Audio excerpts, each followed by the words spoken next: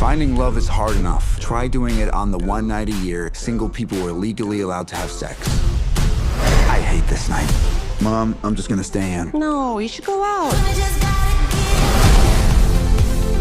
This night's insane. I just want to find, like, a good guy. To finding true love on the least romantic night of the year. We're gonna go slow. We're gonna make good choices. Allie, this is Tayshawn. Hello. We met in line for the bathroom. What? Yeah. No. Can I get a whiskey? How is anyone supposed to find something real on a night like tonight? Sorry. I'm Owen.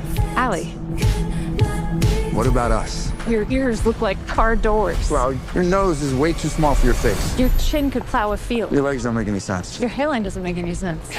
Will, it's great to see you again. You too. This is your second sex romantic comedy set in New York. Yes. I think it's your third movie after Annie. If I include Annie, it's also kind of a New York Sure. movie. Okay. Not a sex movie, Annie. No sex in Annie. That's a different take on that. different version of it. That's Yeah. yeah. So what was it about Travis's screenplay? Was it just like a blacklist thing that kind of was floating around? Yeah, the idea. I mean, Jacqueline Moneta, who's my producer, she's read this and said, "This idea I think you really like." So I read it, and it's a really good script, and he's a good writer, and he kind of got me thinking about what I would do with this world, because I never thought I would do another rom-com, and I never will again. But it just creates this world that everyone is in the same boat, so you don't have to figure out kind of misunderstandings and contrivances for people why they aren't together. But if everyone's running around trying to find someone, it kind of dispels all that, and it really gives us an opportunity to discover how two people would act with each other if they had no time to not be themselves. Is Travis New Yorker or No, I think he's from L.A. or? no. Oh, somewhere else. Yeah. Okay. This is very high concept. I mean, it's a very New York movie, but it's also very high concept. I mean, that whole idea of you want to. It's funny if you live in New York and you this would be Friday, Saturday night, every Friday, Saturday night Right. in my neighborhood. That's Right. like that. But so what was it about that kind of like the concept that kind of like grabbed you? Said, oh, I can do something with this one because it's very different. Well, like I said, I'm from New York, so I want to put it in New York, and I love the energy of it. I love the energy of the people. But you just said people are willing to do anything if they have to do here, and like I said, I wanted everyone to be able to run around for 12 hours with the clock ticking and making as many decisions as they possibly can to be with someone that night and not fake who you are. I think we fake who we are for too long, but not if the clock's ticking. Yeah, I'm not going to spoil the movie, obviously, but I mean, one of the things is like, well, you do hook up with someone, but what if you like them? Then you have to wait a year. And there's a lot of things that Married. You get married right away, exactly.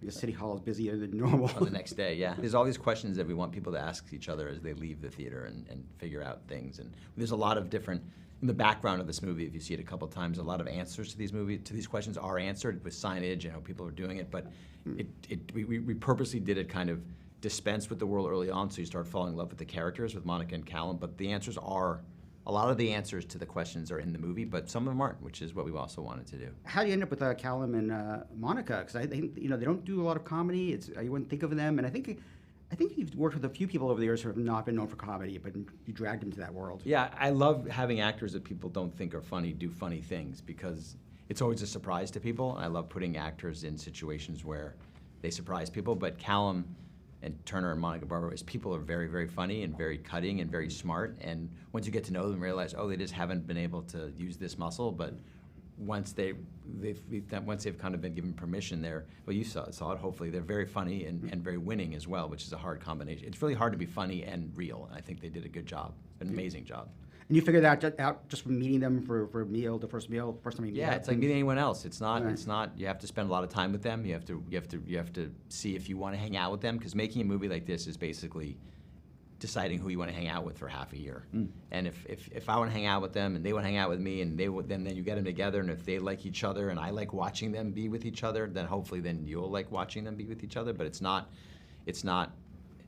Chemistry is nothing more than just spending time with them and seeing if you like each other. It's funny because before somebody like you were kind of like in PG world for a while. You're in Peter Rabbit. Was Annie PG or was that 13? I can't remember. PG. That was PG. So you're in that world.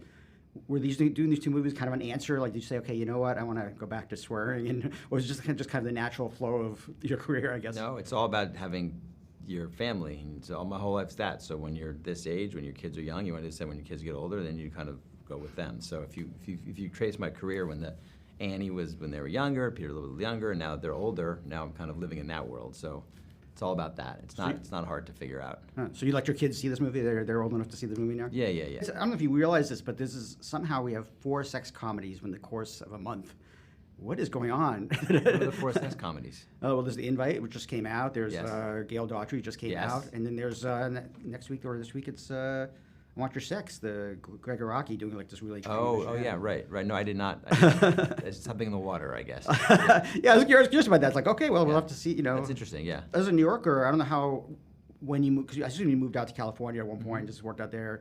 I mean, one thing I really liked is you got the geography and you got the subways right, because that's one thing that really annoys me about filmmakers. Me too. Big movies here. Me too. Like I actually walked by the Bowery Street subway station, and I know you can get on a train there and go to Jefferson Street. I know that. That's right, yep. So that's right. There we go. You got Everything in points this for that. movie, I'm obsessed with it. I'm obsessed. It's much to most of my production people's chagrin, because I'm like, nope, we got the subway's got to go that way, and it's very, and even how Owen runs through the streets at night and bikes, I was very obsessed. It has to be the right way, because I too hate seeing movies and he's going uptown. How is he going down then? So I don't like that. The worst is John Wick 2. Watch John Wick 2, and you'll be like going nuts. Watch what's that movie with Joseph Gordon-Levitt about the bike messenger? Oh yeah, that's yeah. He's biking uptown and then he ends up in Wall Street, and I was like, no. Yeah, that's true. I think the guy who wrote it, David Kep, is actually from New York. Yeah, it's just, you know why they do it. It's the streets they can shut down. Oh, of but course, also yeah. Just fight it, yeah. Speaking of subways, I also came up with a game Okay. related to this movie, and the game is you walk into a subway car and you imagine everyone in that subway car having sex. Because I'll tell you right now, there's not that many young, beautiful people in most subways. Although I say when I left the movie last night, I came home, there were a lot of young, beautiful. What subway did you take? I think the D train or something. Yeah, The it all D train. depends. You gotta get on the right place at the right time. Yeah. Yeah, the D train down to my neighborhood, the Lower East Side, which is totally like Friday, Yeah, Saturday night. yes, Yeah, exactly yeah, like that. Yeah. yeah. So I always like the music in your movies. You always have interesting choices. Alison Moyet, Yaz, amazing choice. Was that you or someone else came up with that, or? That was, I always work with the same music supervisor Okay. for many years, and last couple movies the same S.D. Hyam did all the music with Christopher Stracy. That was actually a suggestion by another friend of mine.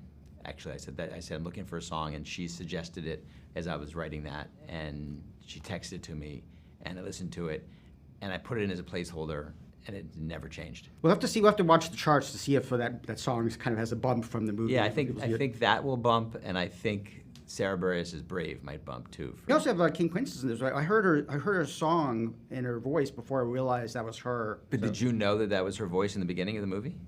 No, I kind of heard one of her songs later. The opening song is her. Oh, I didn't know this. She does a cover of "Love Is in the Air." Oh, nice. Oh, okay. That's her and S.D. Hyam.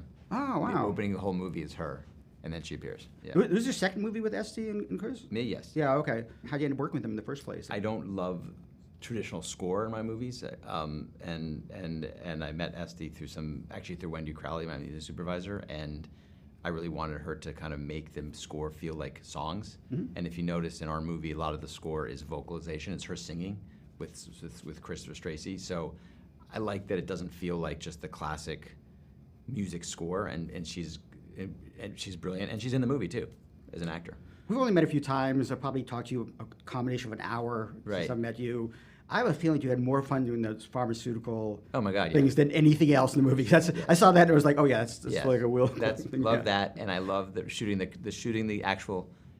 I don't give it away, but the actual commercial for Oh, yeah. at the very end. Spent way too much time doing that. So much that my cinematographer had to say, like, this is not the story. The story's up there, and there's a couple. If you looked at the commercial closely, there's some crazy stuff in the background that I spent way too much time doing. Nice. It was fun. Yeah. I'll have to watch it again, I guess. Yeah. I was curious, what's your relationship with marketing, with like studio marketing, and how involved you get? Is that a loaded question? I'm really curious not a about that. loaded question. I'm really curious about that because I don't watch many trailers. We'll see them if it's in front of a movie.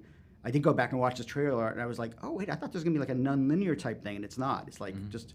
So what's your? I mean, do you get heavily involved? Do you try to get heavily involved, or are you kind of just one of those? Just go with it. I'm gonna. I would say, without any irony, I am extremely heavily involved in every aspect of this movie, Okay. for better or for worse. What do you see? What kind of notes do you give? I guess. To the trailer? Yeah. Oh, the guys that create trailers. I mean, it's an art form, and especially, this is my first movie at Universal, and I've been introduced to these guys, Joe Weiss, who's I think is brilliant, and it's just a constant. I think they must have made 47 versions of the trailer until it kind of hits, but it's the constant calibration of how much you want to show the audience, what you want to give away, what you don't want to give away, and this is a tricky beast, this movie, because if you just ask someone on the street, what do you think it's about, and they say that line, that's not really what it's about. So we have to kind of finesse. But I think they did a good job. I think they did. When do you imagine the manifest day or night is? When during the year do you imagine August that? 7th. It is going to be August 7th. It's in signage everywhere in the movie. August 7th, 8/7. Because no one's sweating. It's going to be like, it's very hot. Do you know why no one's sweating? No, why? Why do you think? Because they're taking drugs to, I don't know, I have no idea. Because we filmed it in the heart of winter. Oh, you did? Okay, well, Yeah. there you go. There you go. People do sweat. I mean, it's air-conditioned subway trains, that kind of thing. So you actually found days there was no snow and no ice, nothing you could find? Yes and no. Oh, okay. Yes and no. There are some outtakes where it's like, okay, it's snowing now, we got to stop. It never snowed, but it got ridiculously cold. Yeah. Okay. Yeah. But you can't tell in the movie. Yeah. No, I just assumed you did it in the Yeah. summer. I wasn't sure. I mean, I definitely know it was New York because I've lived in New York long enough. Right. It's like there's certain things you could, like I saw pianos. That was piano. That was definitely Right. pianos and things like that. You So thought that it might have been shot not in New York? I thought maybe parts of it might have been like maybe created back street, something like that. Just Every single frame is practical in this movie. That's great. That's great. Yeah. That's awesome. Yeah. Listen, thanks a lot. So Thank great you. to see you in person again. So terrific seeing this latest comedy. Yeah, If you're great. not afraid of going R-rated again. No, let's do it. Yeah.